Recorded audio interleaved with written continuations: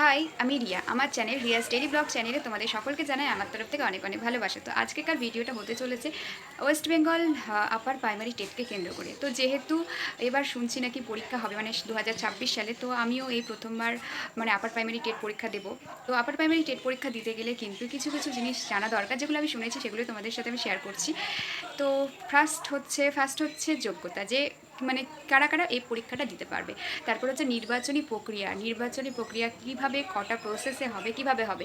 তারপর হচ্ছে কত মার্ক, বিষয়ভিত্তিক নম্বর বিভাজন, আর কত পার্সেন্ট মার্ক কিন্তু লাগবে এই পরীক্ষাটা দেওয়ার মানে জন্য আর কি, অ্যাপ্লাই করার জন্য কত পার্সেন্ট নাম্বার লাগবে। তো চলো সবটা এই ভিডিওটাতে জেনে নেওয়া যাক। আপার প্রাইমারি টেট সিলেবাস যেহেতু এবছর এখনও পর্যন্ত প্রকাশিত হয়নি, তো প্রিভিয়াস ইয়ারে যেগুলো হয়েছে মানে প্রিভিয়াস ইয়ারে আপার প্রাইমারি যে মানে বিষয়কে কেন্দ্র করে পরীক্ষাটা হয়েছে, এবছর কিন্তু আমরা সেম প্রসেসে এগোবো যতদিন না সিলেবাসটা আমাদের সামনে আসছে। তো এবার বলি যে যোগ্যতা অনুযায়ী কারা কারা তোমরা এই পরীক্ষাটা দিতে পারবে। তো ন্যূনতম 50% নাম্বার নিয়ে কিন্তু স্নাতক বা কলেজ বা গ্র্যাজুয়েশন কিন্তু কমপ্লিট করতে হবে। তো কারা 50% নাম্বার নিয়ে কাদেরকে কমপ্লিট করতে হবে, যে যারা বিএড করেছো, বিএড যারা করেছো তাদেরকে কিন্তু 50% মার্ক নিয়ে কিন্তু গ্র্যাজুয়েশন বা স্নাতক পাশ করতে হবে। আর ক্যাটাগরি অনুযায়ী যার যেমন ছাড় তো সেটা তো রয়েছে। আর ডিএলএড যারা করেছে, যেমন আমি ডিএলএড করেছি, ডিএলএডে গ্র্যাজুয়েশন থাকলে 50% মার্ক, না থাকলেও চলবে। তো ডিএলএডে কিন্তু 50% মার্ক লাগছে না। তো আমি যেমন ডিএলএড করেছি, তোমরা যদি কেউ ডিএলএড করে থাকো, তাদের যদি 50% মার্ক নাও থাকে তো কোনো অসুবিধা নেই, 50% মার্কের ওপরেও হবে, কমেও হবে, কোনো সমস্যা নেই। কিন্তু বিএড যারা করেছে তাদের কিন্তু গ্র্যাজুয়েশন প্লাস 50% মার্ক লাগছে। তো এবার বলবো যে নির্বাচনী প্রক্রিয়া। তো নির্বাচনী প্রক্রিয়াটা হচ্ছে, 1 নম্বর হচ্ছে লিখিত পরীক্ষা, 2 হচ্ছে ইন্টারভিউ।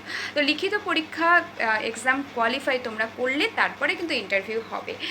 তো এটা হচ্ছে নির্বাচনী প্রক্রিয়া। আর লিখিত পরীক্ষার যে নম্বর বিভাজন, বিষয়ভিত্তিক যে নম্বর বিভাজন, সেগুলো কী কী সাবজেক্টের উপর হবে সেটাই এখন তোমাদের সাথে বলবো।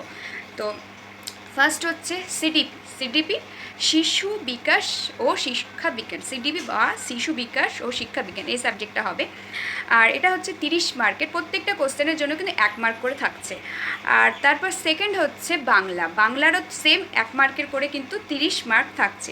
তারপর হচ্ছে ইংলিশেও কিন্তু সেই 1 মার্ক করে 30 মার্ক থাকছে। এই তিনটে কিন্তু তোমাদেরকে সায়েন্স বলো, আর্টস যারা রয়েছে তাদের এই তিনটে অবশ্যই দিতে হবে। এইবার এখানে ব্যাপার আছে যে যারা সায়েন্স এবং যারা আর্টস স্টুডেন্ট, আমি যেমন আর্টস নিয়ে পড়াশোনা করেছি, তো যারা আর্টস নিয়ে পড়াশোনা করেছো তাদের কিন্তু সমাজবিজ্ঞান বলে একটা সাবজেক্ট থাকছে। তো সেই সাবজেক্টের মধ্যে কিন্তু হিস্ট্রি, জিওগ্রাফি এবং পলিটিক্যাল সায়েন্স, ইকোনমিক্স, এগুলো সাবজেক্ট থাকছে।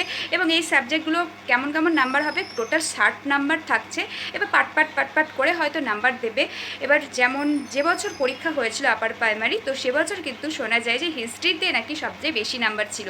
তো এবছর কি মানে সামনে 2026 সালে যে পরীক্ষাটা হবে আপার প্রাইমারি, তো সে বছর কি কোন সাবজেক্টের উপর ওরা বেশি জোর দেবে সেটা কিন্তু বলা যাচ্ছে না। তো সব সাবজেক্টই কিন্তু আমাদেরকে পড়তে হবে।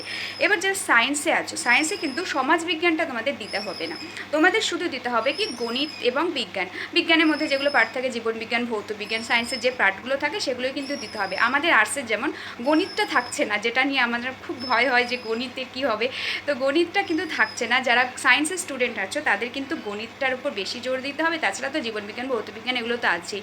তো আমাদের আর্টস যারা আছে তাদেরকে কিন্তু এই সাবজেক্টগুলো দিতে হবে না, এবং সায়েন্স যারা আছো তাদেরকে কিন্তু সমাজবিজ্ঞানটা দিতে হবে না। কিন্তু বাদবাকি যে 3টে সাবজেক্ট রয়েছে, যেমন সিডিপি, বাংলা, ইংলিশ, এই 3টে সাবজেক্ট কিন্তু আমাদের যারা সায়েন্সের স্টুডেন্ট আছো তাদেরকেও দিতে হবে, এবং যারা মানে আমাদের মতন আর্টসের স্টুডেন্ট আছো তাদেরকেও কিন্তু এই 3টে সাবজেক্ট দিতে হবে। তো টেটের ক্ষেত্রে যেগুলো ছিল, সিডিপি ছিল, বাংলা ছিল, ইংলিশ ছিল, সবই ছিল।